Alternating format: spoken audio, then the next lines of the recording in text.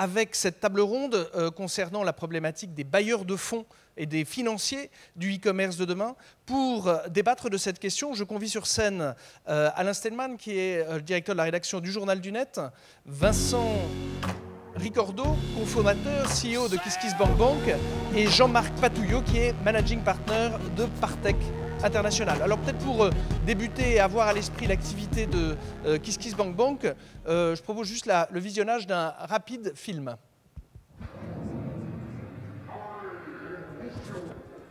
Salut à tous, je m'appelle Noé. J'ai un beau projet très fédérateur, un grand bateau pour sauver tous les animaux.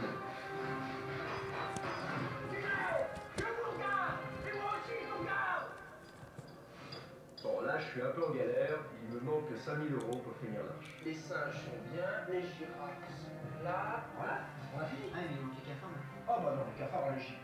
Le truc, c'est que Dieu, il entend tout. Donc la moindre initiative personnelle. Ça passe pas. Raison, on s'en fout des cafards. Après, il nous a pris la tête sur la couleur. C'est chic.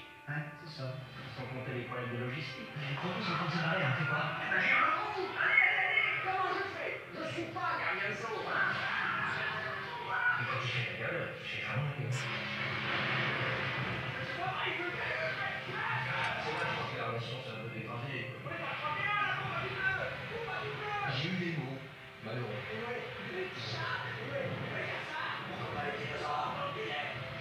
Le problème, c'est que il répond plus, il boude.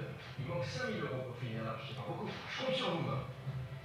Et lui aussi, il compte sur vous. Et puis il y a des contreparties. Par exemple, si vous donnez 50 €, et bien vous avez une photo dédicacée de moi. Et puis alors, si vous donnez 1 000 €, l'arche est rebaptisée à votre nom. Robert, si tu m'entends, c'est le pied d'être dans la Bible. Moi je paierais des millions pour être dans j'y suis. Mais je paierais cher pour être dans la Bible. Réfléchis, Robert. Réfléchis bien.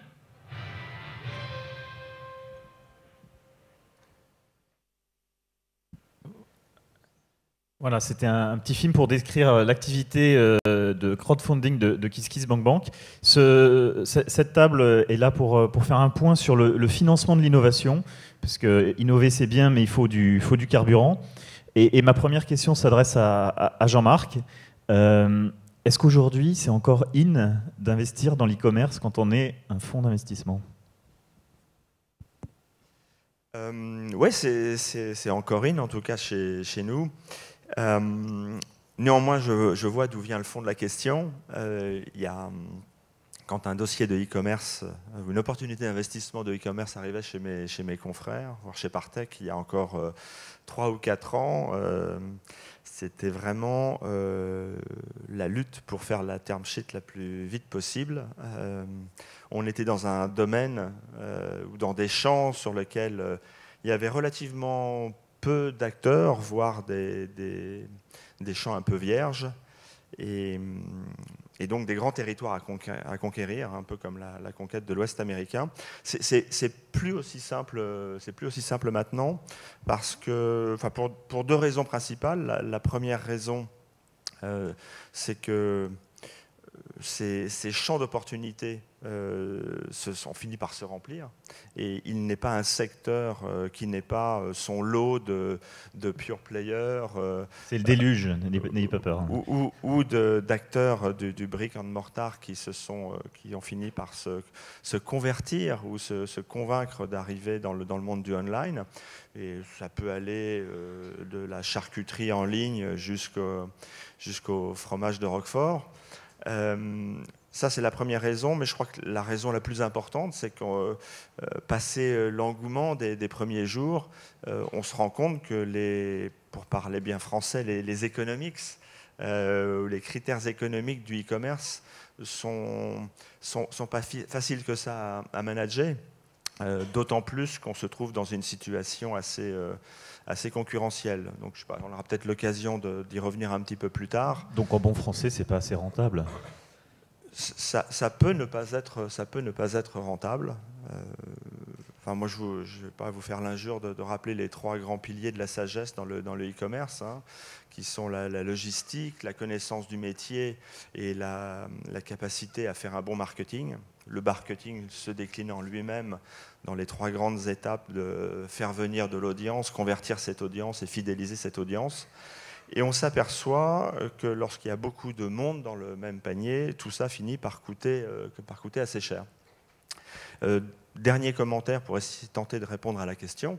Les acteurs de fonds propres, hein, les capitaux investisseurs, les VC, ils interviennent, comme le nom l'indique, en fonds propres.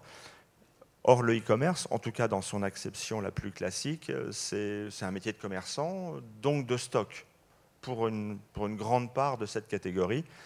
Il est clair que la notion de fonds propres et la notion de stock dans un bilan ou de financement de ce stock ne va pas très très bien ensemble parce qu'il n'y a pas beaucoup de leviers. En d'autres termes, le coût du capital est cher lorsqu'on attache ce capital au financement du stock. Donc, vous nous avez donné quelques critères, mais est-ce qu'aujourd'hui, il y a des types de sociétés dans lesquelles vous n'investiriez plus du tout parce que justement le coût du capital est trop élevé? Et est-ce qu'en revanche, il y a des types de sociétés e-commerce qui restent sexy pour un VC? C'est très dur, hein, cette question, parce que ça, c'est la question qu'on se pose tous les jours et on n'est pas sûr d'avoir la réponse. Alors, ce qu'on va pas faire, c'est investir dans une société qui arrive sur un marché du commerce électronique avec des acteurs bien en place et sur un modèle classique. C'est un modèle classique, par exemple celui dans lequel on se constitue du stock, on essaye de faire en sorte que ce stock convienne aux clients qu'on s'échine à faire venir. Alors une fois que je vous ai dit ça, vous allez me dire, ça veut dire que vous ne faites plus de e-commerce. Alors si on en fait, d'abord parce qu'il reste encore quelques vagues petites niches qui ont été mal adressées, ou en tout cas dans lesquelles les acteurs traditionnels du commerce se sont mal adaptés au monde du online. Vous pouvez donner des exemples? Moi, je peux en citer un qui m'est assez proche, je ne sais pas s'il est dans la salle, mais il y a 3 ans, on s'est intéressé au monde du vélo. Il se trouve que dans le monde du vélo, en France en tout cas, il n'y avait pas énormément d'acteurs. On a d'un côté Decathlon qui est assez puissant, mais avec la stratégie qu'on lui connaît d'être plutôt dans l'entrée de gamme, voire milieu de gamme, et de plus en plus avec des marques propres. Et pour le reste, quelques rares acteurs online, peu connus, et puis toute une pléthore de petits revendeurs. Ceci dit, quand vous baladez à Châteauroux, pour 20 opticiens, vous avez un demi-revendeur de vélos, avec un modèle pas très satisfaisant, il fait peu de marge, il est enquiquiné avec des réparations de pneus crevés, etc. Et donc là, pour le coup, on a considéré qu'il y avait un coup à jouer, et on l'a joué avec une société qui s'appelle Alltrix, de manière tout à fait impressionnante. Alltrix a fait plus de 100% de croissance dans les 4 dernières années. Alors ça reste, en comparaison des très gros acteurs dans le domaine de la chaussure, par exemple, assez modeste. On est encore qu'à quelques dizaines de millions d'euros, mais avec des perspectives encourageantes, puisque en Allemagne ou en Angleterre, prenez des boîtes comme Farad ou comme Chain Reaction, ce sont plutôt des sociétés qui tournent à 200 millions d'euros. Et il n'y a aucune raison que le marché français ne soit pas aussi développé que ces marchés-là, d'autant plus qu'on a le Tour de France et que la France est un pays merveilleux pour y rouler. Et donc, quand vous voyez finalement un Sarenza qui lève 74 millions pour s'attaquer à l'Europe, est-ce qu'aujourd'hui, il faut forcément être très gros dans l'e-commerce ou accepter d'être petit sur une niche et que finalement, il n'y a rien entre? Et vous ne mettriez pas un copec sur ce qu'il y a entre ça? Bon, alors là, mes vieux pères du capital risque me disaient toujours que small is beautiful, mais big is plentiful. Hein. Donc, moi, j'ai pas vu beaucoup de mes confrères s'enrichir ou relever des fonds sur la base de cette stratégie. Non, je crois qu'il n'y a malheureusement pas de place pour rester, en restant petit. Donc, il faut croître. Alors, j'ai pas envie de parler comme un livre, mais pour croître, qu'est-ce qu'il faut faire? Il faut s'étendre à l'international. Bon, l'expérience montre que dans le e-commerce, c'est pas si facile que ça. Oui. Beaucoup de tentatives. Finalement, on citait souvent en référence comme comme acteur du e-commerce ayant bien réussi sur une base pan-européenne, Pixmania. Bon, est-ce que c'est toujours d'actualité? Ouais, voilà. Donc international, pas facile. Donc croître comment? Croître en faisant en sorte que les gens viennent de plus en plus sur le online par rapport au offline. Et puis pour le reste, c'est de la diversification. La diversification tant aussi bien des produits qu'on peut être amené à vendre dans son secteur phare ou dans d'autres secteurs, ou dans la gamme des services qu'on peut offrir. Alors Vincent, vous êtes permettez le financement de l'innovation, mais d'une autre façon, c'est-à-dire qu'on n'est pas dans le financement en fonds propres, on finance la création de produits sur votre plateforme de crowdfunding. Aujourd'hui, qu'est-ce qui marche en termes de crowdfunding? Quels sont les types de produits qu'on peut financer? Et est-ce que c'est adapté à des sites d'e-commerce qui pourraient se dire, tiens, je vais essayer de lancer un produit, et finalement, je ne vais pas le faire soit en allant voir monsieur, soit en le faisant sur mes propres fonds, mais je vais le faire en faisant du crowdfunding? C'est compliqué. C'est compliqué. Qu'est-ce qui marche d'abord? Le financement participatif, tout le monde sait ce que c'est dans la salle ou levez la main ceux qui ne savent pas ce que c'est? Ok, cool. Donc ça va aller plus vite. Bien joué, bien joué. Du coup, voilà. Il y en a au fond. Alors du coup, le financement participatif sont des plateformes où les gens financent leurs projets entre eux. On y trouve pour l'instant beaucoup de projets artistiques et culturels. Et puis petit à petit, là, effectivement, on va dire de vraies sociétés avec des vrais produits commencent à venir financer leurs projets, leurs produits ou leurs collections sur des sites comme les nôtres. Alors, pour le coup, il y a quand même plusieurs types de plateformes. Il y a des plateformes comme KissKiss où on est sur une logique de don contre don, ce qui veut donc dire que lorsque vous avez un produit à lancer, c'est en fait votre produit lui-même que vous donnez en échange. Donc là, en fait, il s'agit de prévente, ni plus ni moins. Donc c'est une communauté qui va venir vous aider à donner naissance à un projet sur la base sur une base très embryonnaire, soit de concept, soit une étape un petit peu après celle du concept, mais en tout cas on est vraiment à la création. Et du coup, dans les 50 000 € par exemple que vous allez lever pour fabriquer une montre connectée, vous allez, en contrepartie des 50 ou 60 € que vont vous donner vos contributeurs, vendre, en fait, donner la montre en échange. Et donc du coup, sur cette typologie-là, c'est effectivement en train de devenir assez à la mode. Alors, surtout aux États-Unis, il y a énormément de produits et d'objets connectés qui se financent comme ça outre-Manche. La montre Peebles, c'est ça? Qui a levé 10 millions. C'est l'exemple, c'est celui qui a réussi. Oui, alors il y en a des centaines et des centaines d'autres hein, maintenant. On en a quelques-uns en France aussi, mais c'est vrai qu'il y a des collectes assez impressionnantes, puisque ça va de... je repense à des gens chez nous qui sont venus prototyper en fait, des lunettes complètement écolo, bio, qui sont en bois, qui est une petite marque qui s'appelle Shelter, qui est née chez nous et montée par des étudiants d'Annecy. Ils sont venus chercher à la base 3 ou 4 000 € pour prototyper 3 paires de lunettes. Et puis, ça a cartonné, ils ont levé 40 ou 50 000 €, ce qui donc leur permet à la fois de consolider leur idée, de se dire que finalement, il y a déjà un public qui est séduit par ce produit-là, et donc du coup de lancer la boîte, et derrière, potentiellement, d'aller chercher des financements qui seront plus conformes au développement de leur société, potentiellement chez Partech, par exemple. Mais toujours est-il qu'effectivement, ça peut être un déclencheur de création et de prototypage qui permet, de tester un produit d'abord sur sa propre communauté. Si vous n'arrivez pas à convaincre vos propres parents, vos amis du bien fondé de vos lunettes en bois, il y a quand même peu de chances que vous les vendiez ailleurs. Donc ça permet d'agréger d'abord une forme de confiance en soi et d'optimisme qui vient de votre communauté. Et puis après, si le produit est bon, votre communauté se transforme en ambassadeur et finalement ça va se propager un petit peu partout. Et puis si ça n'intéresse pas grand monde, vous allez toucher que 10 ou 15% en plus de votre communauté. Et finalement, si le produit est assez mainstream, vous allez toucher un deuxième cercle, voire un troisième cercle. Et pour certains cas, comme le cas de Pebble par exemple, toucher donc des milliers et des milliers et des milliers de personnes, puisque c'est effectivement cette montre-là a collecté 10 millions de $. Mais est-ce que des sites e-commerce peuvent en profiter pour lancer un produit sur une plateforme comme ça? Ça s'est déjà fait? C'est pas une bonne idée? C'est possible?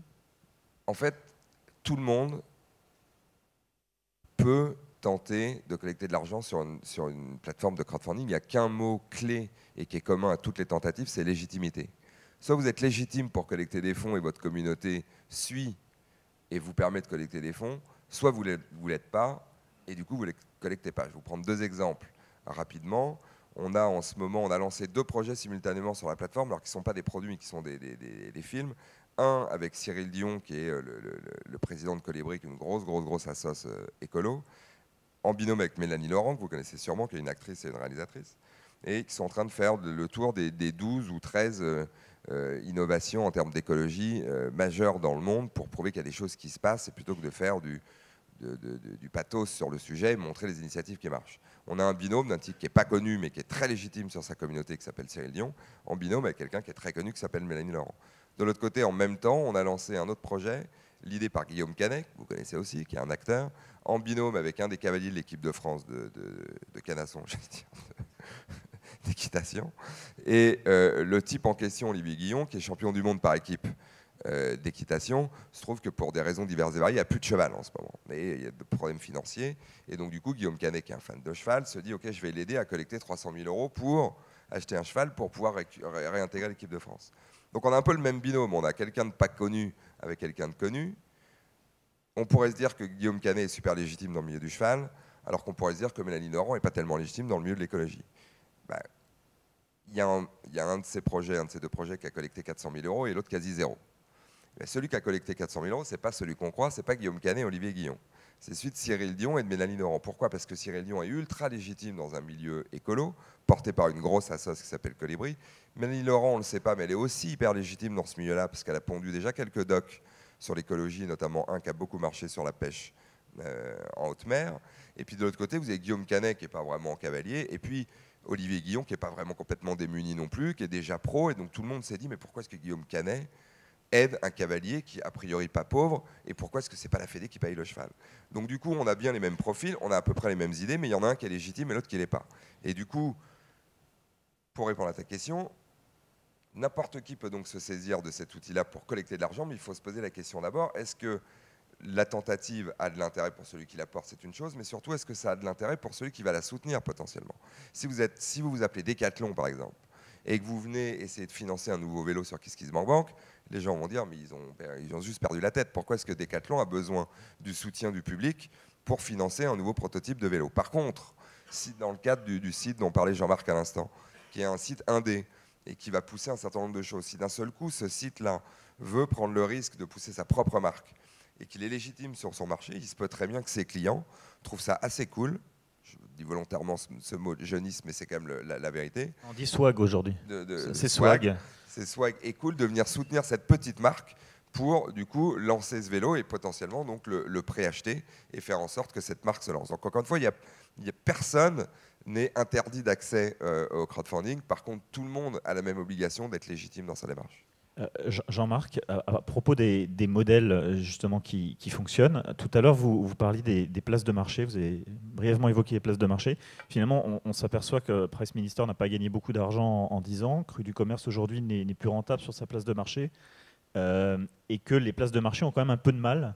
Est-ce que c'est encore un modèle qui peut être financé? Est-ce que c'est encore un modèle qui fonctionne sur l'Internet?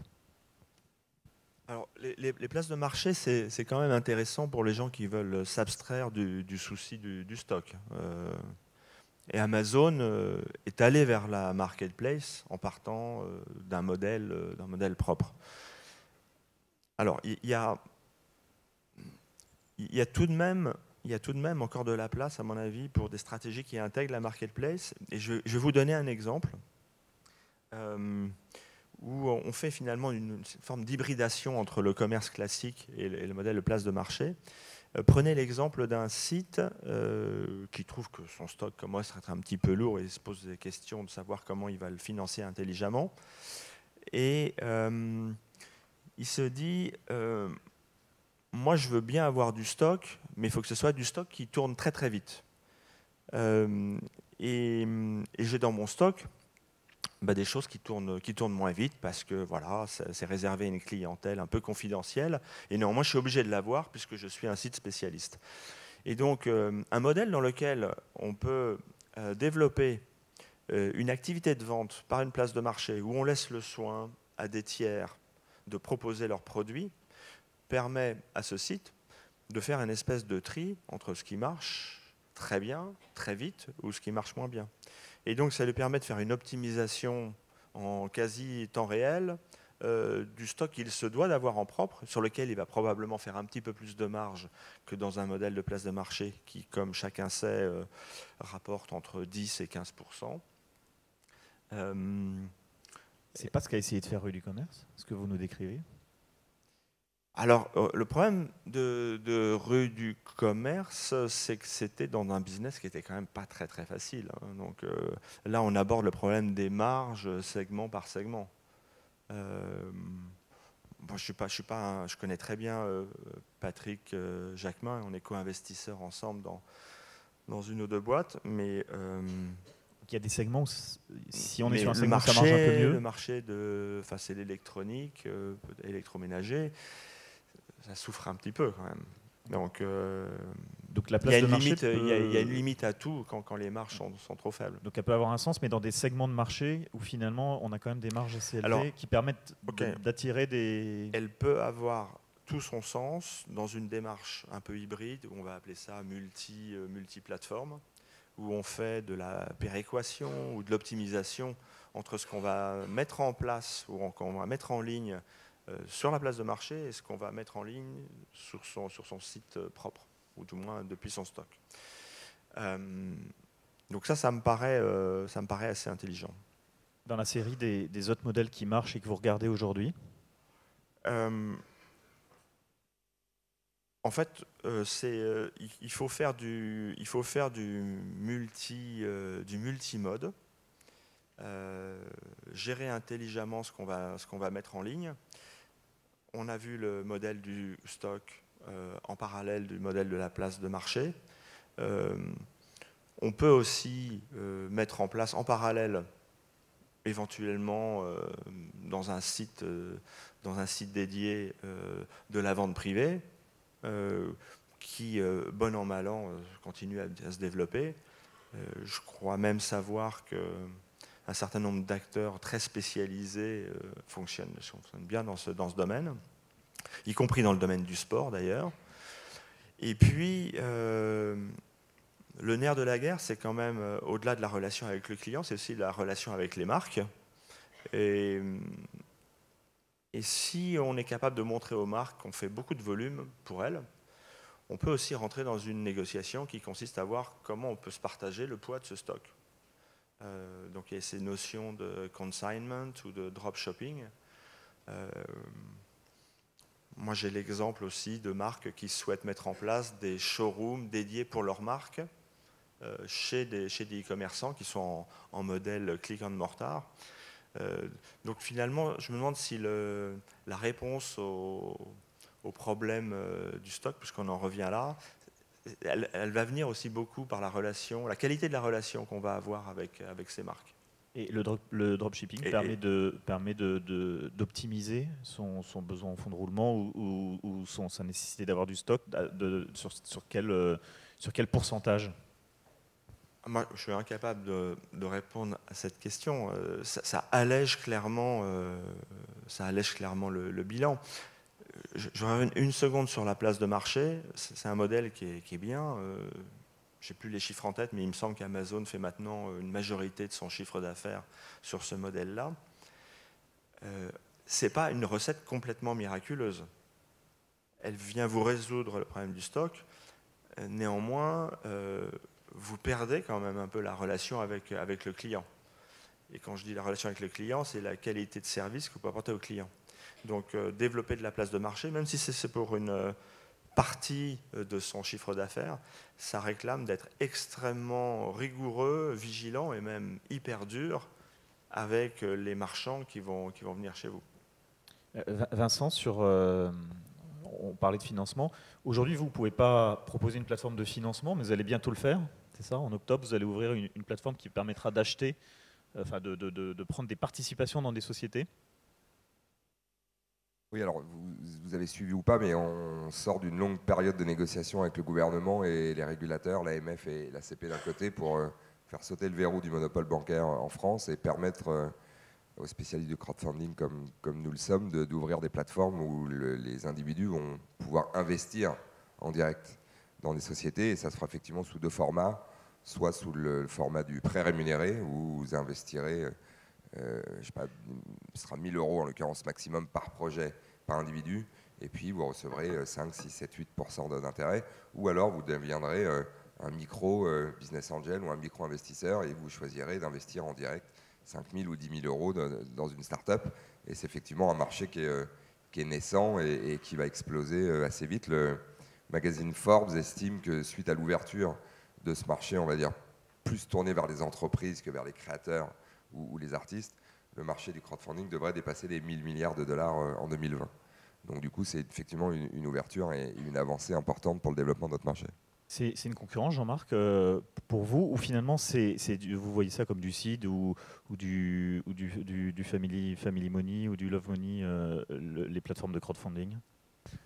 Ah non, nous on est absolument ravis. Il y a un certain nombre de projets chez Partech, d'investissements qui ont été réalisés dans des sociétés qui ont bénéficié du soutien des places de marché de crowdfunding. Donc, KissKissBankBank, je ne sais pas, mais si c'est pas fait, ça va pas tarder. Et de certains des confrères de Vincent, type Kickstarter. Donc, non, pour nous, c'est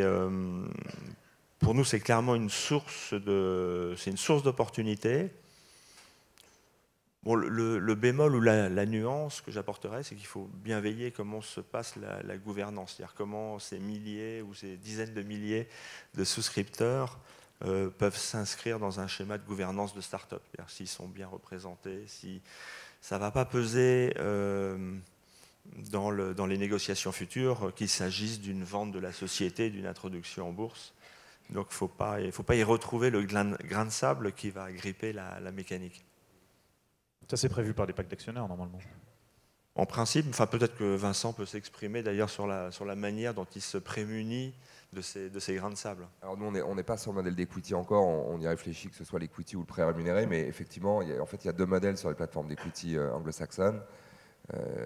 Soit la plateforme représente elle-même dans le pack d'actionnaires l'intégralité des gens qui sont devenus actionnaires via sa propre plateforme, soit il y a quelqu'un qui représente, donc un élu qui représente les actionnaires en question.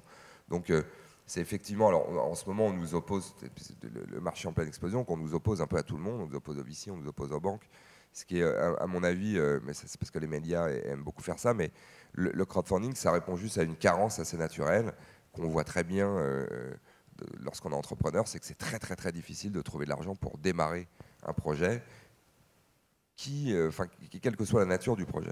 Et du coup, le crowdfunding, on le voit bien, d'ailleurs, les seuils qui ont été fixés en France sont assez clairs là-dessus, puisque les projets ne pourront pas dépasser 1 million d'euros, et on le sait très bien, c'est clairement entre 5 000 et 1 million d'euros que le bas blesse véritablement pour financer des projets. Donc du coup, on vient se caler, ni plus ni moins, comme une brique de financement qui n'existait pas avant. Serge décrivait tout à l'heure le phénomène d'intelligence collective ou le phénomène d'empowerment, c'est-à-dire cette capacité à ce que les individus ont aujourd'hui à reprendre le pouvoir sur ce qu'ils consomment sur Internet. Avec le crowdfunding, on reprend le pouvoir aussi sur son épargne et sur l'endroit où on dépense son épargne, où on investit son épargne. Ça fait partie de la même philosophie et de la même logique. Et donc du coup, les gens vont de plus en plus s'intéresser en direct à l'économie, ce qui est une bonne chose, espère-t-on. Et du coup, par ce phénomène d'intelligence collective, sélectionner assez naturellement les projets vers lesquels ils vont se porter. Et puis, parmi ces projets, il y aura des bons projets, il y aura des mauvais projets. Et puis derrière, naturellement, les acteurs de la finance traditionnelle, que ce soit les VC ou les banques, resteront à leur place et viendront effectivement chercher ou compléter les financements qui ont été trouvés chez nous. Donc, moi, je ne vois pas de concurrence entre le crowdfunding et le marché financier traditionnel. Une dernière question pour vous, Jean-Marc.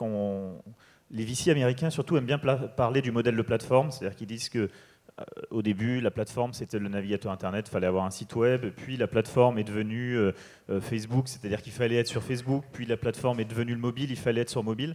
Quelles sont les plateformes du futur? En gros, quelles sont les plateformes sur lesquelles il faut aujourd'hui essayer de s'appuyer pour être là demain? On nous a un peu, pendant un certain temps, on nous a parlé de téléconnecté, puis on a vu que ça avait fait un peu flop. Quelles sont aujourd'hui les plateformes que vous regardez et qui vous intéressent? Ouais, je ne sais pas jusqu'à quel point on voit loin, nous, hein, mais le mobile, certainement, quand on voit la part croissante que représentent les ventes sur les sites dont on est actionnaire, La croissance a été impressionnante, elle demeure. Suivant les segments, on se rapproche, on a même dépassé 50%. L'émergence des tablettes n'y est pas pour rien. C'est quand même un moyen ergonomique, mobile, nomade, de passer ses commandes. Donc, dès qu'une nouvelle forme de plateforme apparaît, il faut y être. Alors, si on regarde un petit peu vers le futur, c'est vrai qu'avec l'émergence des objets connectés, je dis n'importe quoi, l'écran sur son frigo. C'est la plateforme du futur, l'objet connecté? Il faudra en tenir compte, oui. Est-ce que vous ça aura avez des projets qui aura... arrivent? Vous avez des dossiers qui arrivent en ce moment que vous regardez là-dessus? Oui, de services. Ça a suffisamment fait la couverture des médias. Les objets connectés, ça commence à bien emplir notre quotidien, nos salles de bain, etc. Bientôt. C'est la salle de bain. Non, mais je pensais au pèse personnes. Mais c'est le quotidien, le poignet, etc. En l'occurrence, nous, on s'intéresse plutôt aux infrastructures qu'aux objets eux-mêmes. Mais ça me paraît difficile de ne pas intégrer ça dans le futur du e-commerce. Ouais. Je voulais rajouter un mot sur, parce qu'on parle de prospective, comment le e-commerce allait se développer, sur quel type de plateforme. Je voulais revenir un petit peu en arrière sur... on avait parlé tout à l'heure des 3 piliers du marketing, hein, c'est faire venir l'audience, convertir cette audience et puis après la fidéliser. Ce qu'on observe sur ce terrain, c'est que la guerre de l'audience, elle continue et elle est de plus en plus chère. Donc le coût d'acquisition d'un client, d'une commande est très cher parce qu'il y a de plus en plus de concurrence. À titre d'illustration, voilà, il y a 10 personnes sur un mot-clé alors qu'il y en avait 3 hier. Mais on s'aperçoit aussi que faire revenir un client, ça coûte de plus en plus cher. Et avant, on disait, c'est génial, on a un client, donc le coût d'acquisition, c'est 0, donc il faut labourer le terrain. Mais en fait, on s'aperçoit que maintenant, il y a un resserrement entre le coût d'acquisition d'un nouveau client et le coût d'acquisition d'un client. Puisqu'on parlait de prospective, l'idée c'est comment on va faire autrement que par la guerre des prix pour convertir et conserver ce client. Et donc je pense que c'est vraiment là-dessus que nous on passe pas mal de temps. Donc redonner un peu de pouvoir au client, lui donner la chance. Alors à titre d'illustration, hein, c'est presque anecdotique, mais on a vu se développer des modèles dans lesquels un client sur 20 gagne son panier moyen, faire du dynamic pricing, c'est-à-dire offrir la possibilité à un client, après qu'il ait abandonné son parcours d'achat, qu'il ait rempli son panier, lui donner la possibilité de faire une contre-offre, etc. Voilà. Merci beaucoup à tous les deux. On va rendre l'antenne avec 5 minutes d'avance pour essayer de rattraper un peu le retard qu'on nous a laissé quand on est arrivé. Je repasse la parole à Nicolas.